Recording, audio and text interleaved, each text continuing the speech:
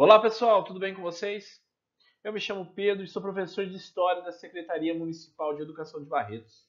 Hoje continuaremos nossa série de vídeos sobre o conteúdo que estamos estudando em História, certo? Então, este vídeo está sendo gravado para você, aluno, que por algum motivo não está podendo participar das aulas online ao vivo, ok? Vamos lá? Então, esta aula é para o pessoal do nono ano e do EJA do ensino médio. Hoje, nós, em um primeiro momento, iremos trabalhar com as correções, tá, das atividades do material 2, que ficaram como uma lição, uma tarefa para vocês na nossa última aula, ok? E também começaremos no material 3, para vocês se localizarem da página 13 a 16 do material 3, ok? Então, nós paramos na questão 3, né, da apostila do material 2.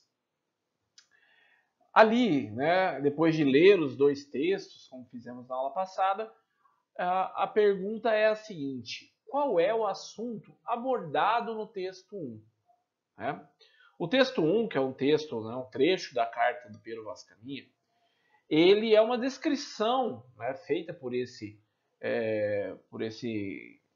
narrador, né, por esse viajante, no qual ele está descrevendo, então, os indígenas, né? Seus costumes, como são esses indígenas, né? A partir do ponto de vista, então, deste europeu, ok? E como Pero Vaz de Caminha descreve os indígenas? Né? Basicamente, ele descreve que o indígena ele é inocente, né? Que ele pode ser facilmente convertido à religião cristã, porque eles não têm eles não são civilizados aos olhos deste português, ok? Bom, vamos lá. Outra próxima questão, quarta questão. Explique o contexto em que o texto 1 foi escrito, né? Ele foi escrito na época da chegada dos portugueses ao Brasil, né? Então, o início desse contato entre portugueses e indígenas, né? Os povos nativos que aqui estavam. Ok? Quinta questão. Qual é o assunto abordado no texto 2? O texto 2, né, que foi uma descrição, né, sobre as crenças religiosas dos povos guaranis. Só que ela não é feita por alguém também do que é um relato do passado. É um relato de um indígena contemporâneo, é o Cacauerá. Ele descreve então as crenças religiosas dos povos guaranis, né? E ele descreve que essa crença, né, além de explicar a, a visão de criação do mundo, né, a partir da cultura dos indígenas guaranis, ele, ele vai então ressaltar que essas crenças existem há muito tempo, já estavam aqui muito tempo antes dos portugueses chegarem, ok? Sexta questão. Com base na leitura e discussão dos textos 1 e 2, podemos afirmar que a visão de Pero Vaz de Caminha sobre os indígenas aqui no Brasil está correta? Não, né, pessoal? Não está correta. Parece, né, a partir da visão dele, que o indígena não tem uma cultura. Por isso que ele pode trazer uma cultura nova e ensinar isso para o indígena. Ele parte do pressuposto, da ideia, de que o indígena não tem cultura, né? Então, justificando isso, os indígenas já tinham uma cultura, já tinham uma crença, né? Há muito tempo, bem antes dos portugueses chegarem ao Brasil. Continuando nossa correção, questão 7. Qual dos conceitos que estudamos, entre etnocentrismo e alteridade, está presente no texto 1? Justifique sua resposta. Bom, pessoal, pelo que a gente pode perceber, então, é o etnocentrismo, né? Porque o português que está descrevendo o indígena está descrevendo a partir da sua visão de mundo, da sua visão de cultura, e colocando o indígena, então, como inferior. né, como uma cultura inferior relacionada à cultura do português, né? Então isso a gente sabe que é um olhar etnocêntrico, ok? Oitava questão. Atualmente, podemos dizer que alguma sociedade reproduz a mesma visão que caminha sobre os indígenas? Explique citando exemplos, né? Pessoal, atualmente muita gente acha sim, né, que no Brasil mesmo temos várias pessoas, né, que têm uma visão etnocêntrica com relação aos indígenas. Eles enxergam, por exemplo, o indígena como não civilizado, atrasados, né, que estão atrapalhando o avanço da economia, né, por ocuparem às vezes terras que são de importância econômica para a região, né? Por exemplo, as pessoas que consideram os indígenas menos indígenas ou não indígenas por usarem tecnologia, né? Usarem um celular, andarem, né, por um meio de transporte como uma caminhonete, né? É aquele exemplo. Então, o indígena deixa de ser indígena se ele usar um celular. E o dito homem branco, o civilizado, que tomar banho todos os dias, né? Aqui no Brasil. Não era um costume dos portugueses tomar banho todos os dias. Era um costume dos indígenas. A mandioca, um alimento dos indígenas, né? Que ele fazia parte do cotidiano dos indígenas, né? Então, se eu como a mandioca, eu me torno indígena, né? Então, esse tipo de relação que a gente tem que fazer. Nem por, né? Não é porque a cultura do indígena é muito diferente da minha que ela é inferior ou atrasada, né? Se eu estou pensando dessa forma, eu estou pensando de uma forma etnocêntrica, que acaba sendo parecido com esse discurso, né, lá de 1500, ok? Bom, pessoal, então agora começando o material 3, ok? Nós vamos discutir a noção de tutela dos grupos indígenas e a participação dos negros na sociedade brasileira no final do período colonial, identificando permanências na forma dos preconceitos, estereótipos e violências sobre as populações indígenas e negras no Brasil e nas Américas. Ok? Bom, pessoal, que a gente vai ver então, traduzindo tudo isso? Né? Nós vamos discutir um pouquinho sobre a questão, né, da escravidão, tanto indígena quanto dos africanos, né, que foram trazidos para o Brasil, né, e entender um pouquinho como foi a participação desses grupos na sociedade brasileira nesse período, né, final do período colonial. Vamos entender, né, como foram as resistências, como foram as relações nesse período, beleza? E também vamos ver que muitos desses preconceitos, estereótipos e violências que essas populações sofrem até hoje têm uma ligação histórica muito forte com esse passado colonial do Brasil. Então, os principais objetivos dessa nossa aula é analisar a partir de, né, então, documentos históricos como pinturas, né, e textos. Nós vamos analisar os protagonismos dos povos indígenas à resistência à escravidão e à colonização, né? Existe muito uma ideia de que os povos indígenas foram dominados facilmente, né, aceitaram a imposição dos portugueses, né, que aqui chegaram.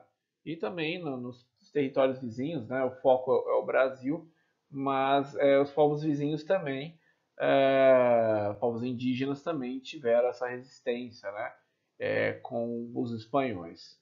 Mas vamos lá. Nós vamos então ver essa resistência, tá? E identificar também, por exemplo, os modos de vida dos povos indígenas, no caso, vamos ver os guaicurus, né? Vamos identificar o conceito de etnocentrismo que a gente vem conversando faz tempo, né? Que está presente, impregnado, está muito forte no discurso dos europeus a respeito dos povos indígenas, ok? Bom, Como de costume, nós vamos ter nesse início de conteúdo, de matéria, né, um trabalho de análise de imagem. Tá? Nesse caso aqui, eu estou trazendo para vocês, tem na apostila aí também, né, uma pintura do Jean-Baptiste Debré. Né? Debré retratou muito o Brasil nesse período colonial. Né? Muitas obras retratando a realidade, o cotidiano no Brasil. Essa obra foi intitulada Guaicurus, né? Guaicurus atravessando um rio.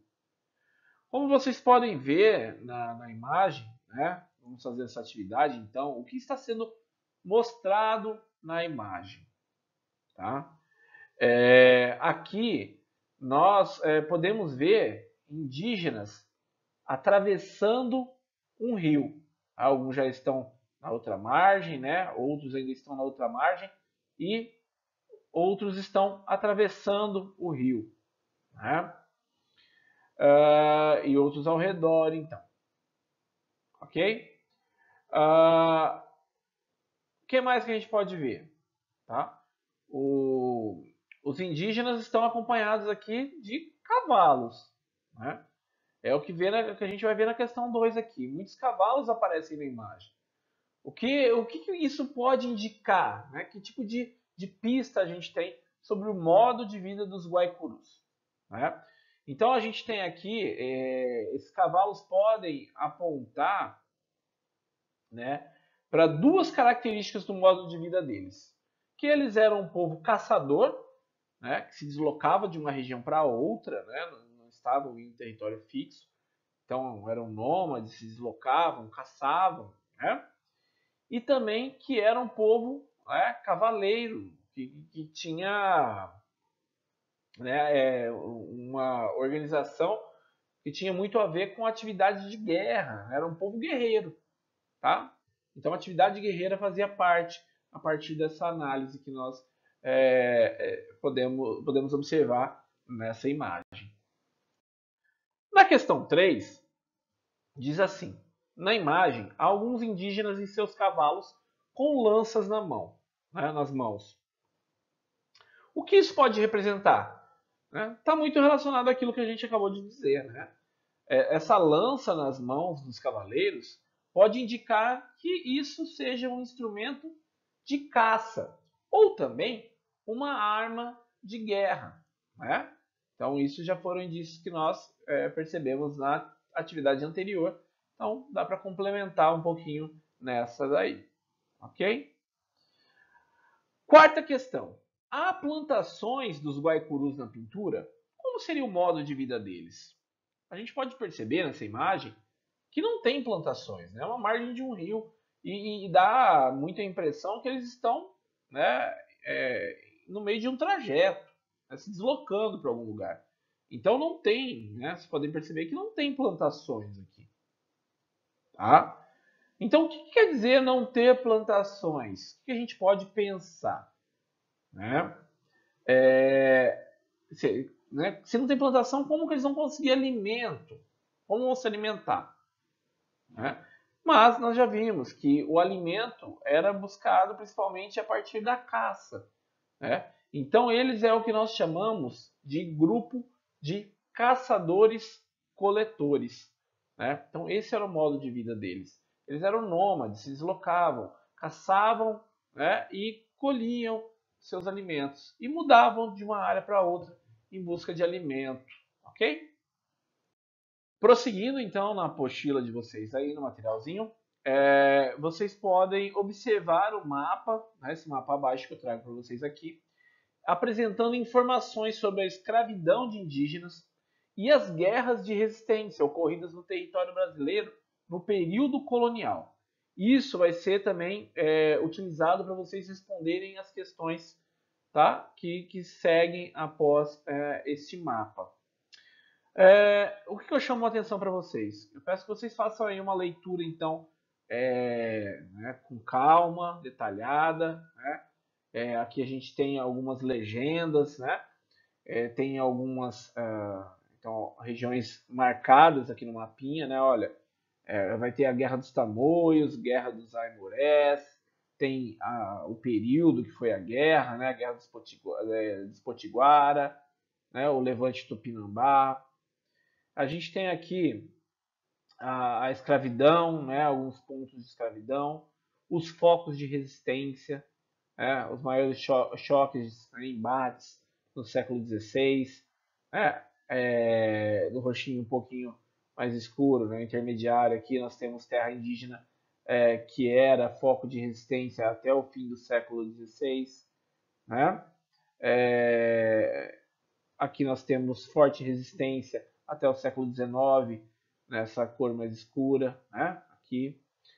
Então, pessoal, a gente tem aí vários elementos que vão nos auxiliar nessa nossa análise das próximas atividades, ok? Pessoal, então nós já percebemos que os indígenas não aceitaram de forma passiva, né? Não foram submissos ao domínio dos portugueses. Houve resistência, houve luta, né, contra a dominação portuguesa. Então vamos responder essas questões que seguem o mapa, que seguem após o mapa. O que está sendo mostrado no mapa, né? Se vocês lerem com atenção o mapa, vocês vão perceber que o mapa apresenta informações sobre a escravidão indígena durante o período colonial, tá? Sinalizando as principais áreas de caça ao índio, né? Que o índio, no caso, era objeto de caça, né? As direções que seguia o tráfico, né, desses indígenas, o tráfico de escravizados, né? E as principais guerras de resistência indígena, ok? Número 2. Os Guaicurus habitavam a área sinalizada com a flecha. Que parte da América este grupo indígena habitava? Então, pessoal, a área habitada, né, pelos Guaicurus corresponde ao que hoje, né, temos parte dos atuais estados do Mato Grosso do Sul e também parte do Paraguai e da Bolívia, tá? E, né, só vale reforçar que Paraguai e Bolívia eram territórios dos espanhóis.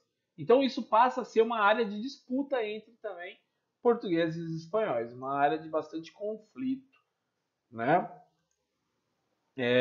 Bom, de acordo com o mapa, em quais regiões do Brasil se deram as resistências indígenas à colonização dos europeus?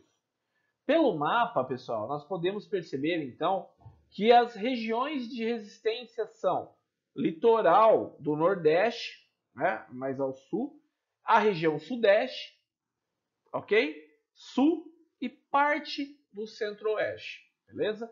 Tudo isso a gente tira de uma análise, de uma leitura, né, de uma observação atenta do mapinha, ok? Bom, pessoal, por hoje é só, tá? Espero que vocês tenham gostado da aula de hoje. Nós continuamos o material 3 na próxima aula, ok? Bons estudos para vocês, uma boa semana, nos vemos na próxima aula. Um abraço, pessoal!